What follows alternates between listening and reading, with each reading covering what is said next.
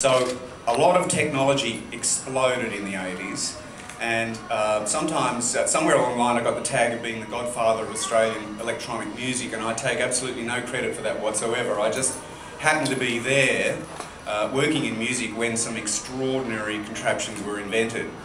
I want you to imagine a time in the 70s when the very first synthesizer was invented by Robert Moog. And we had a Moog synthesizer, and it was a wonderful gadget, made lots of very interesting noises, and had one major limitation, and that was that you could play only one note at a time. And then something remarkable happened. Somebody invented a machine that broke the boundaries of that, which became for me a very central tool straight away. And you could do something extraordinary with this machine. You could play 5 notes at a time. The machine was a synthesizer called the Prophet 5, and when I got this machine I was mesmerised by the possibilities, and I think that's important to remember, because every time one of these pieces of technology came onto the scene it opened a complete world of amazing possibilities, and that was the climate for me of the 80s.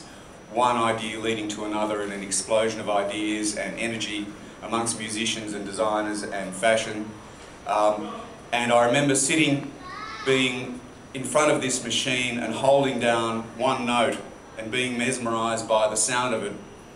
And that note became the opening note for a song called Great Southern Land.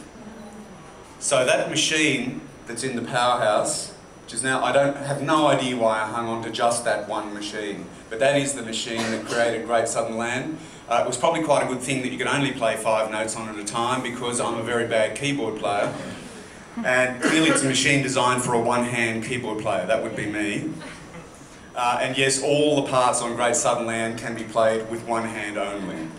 So that is the actual machine that created Great Southern Land. But look at it, when you look at it, as something which opened up a whole world of possibilities, and part of that enormous explosion of energy, which for me was the 80s.